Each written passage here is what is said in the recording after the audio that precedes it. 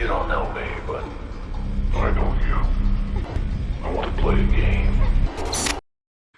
All right, so we got one side painted. We've let it sit for a second. It's still wet, but while it's wet and it's turning into like rubbery to the touch, I'm gonna do the sides. I wasn't thinking to do the bottom, but since I have more spray cans than I need, I'm just gonna use the leftover spray cans to do the bottom proactively. So first, take that back. What we're gonna do is do the bottom, and then we're gonna do the sides. And then after we do the bottom and the sides, we're gonna go over it again with whatever spray cans that we have to make sure that there is no spots where you can see through the black, see through the glass. So let's do it. All right, so I just turned the fish tank. Important thing, when you spray, you wanna always spray down. You don't wanna ever spray at, because sometimes when you're putting on the coat, if you put too much in one particular spot, it'll start running. But if you always spray with the surface that you're spraying on facing down, then you don't have to worry about it like ever running and doing all that other stuff that you're not gonna like when it's all dried up. It will puddle still, but the thing about the Krylon is that it's almost like rubber once it starts drying, and that it doesn't run, but it needs to start drying for it to not run. So if you're sitting there spraying consistently or constantly, and for whatever reason you're spraying too much inside the same spot, it'll make a puddle. That puddle will run, and then it'll just make an ugly looking thing. So you always want to spray facing down. Let gravity help you and work for you. I also put this trash bag right here, so because since I'm spraying the top or the bottom in this case, I don't want it to make a mistake and leak to the front. So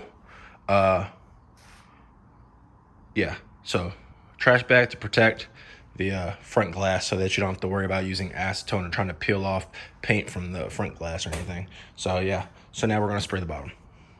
All right, so this is the top, or should I say the bottom? It's still wet, but in like about 5 minutes or so, we'll put another coat on it. The best part about puddling when it comes to the paint is that the puddling only occurs on the side that you're spraying on. So when you see the other side of the aquarium, that actually you can see right through the glass, you won't see any puddling. So yeah. Yeah, so it's the next day, and I had to actually take a little stop just to allow the sides to dry.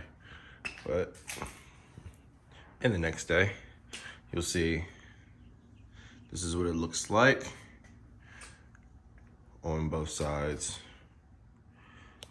This little portion, you can see where it like bubbled because it puddled a little bit too much. On the inside, it doesn't look like this. It's just on the outside of it, so yeah. So we're gonna flip it over, and we're gonna do the opposite side, and then we're gonna do the back one more time just to make sure it's all sealed and closed, and then we'll let it dry. And then after this, we'll add some fish. Stay tuned. All right, so we brought the 75-gallon aquarium into the house. It's all the way dry. It looks pretty good to me. But what needs to happen first before we put it back is that we need to wipe the inside, just making sure that we didn't get any, the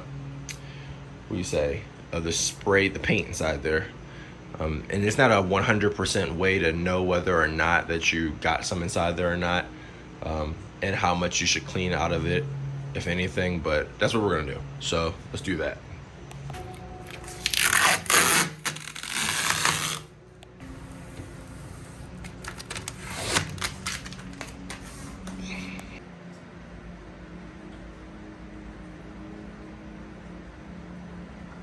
You don't know me, but I know you. I want to play a game.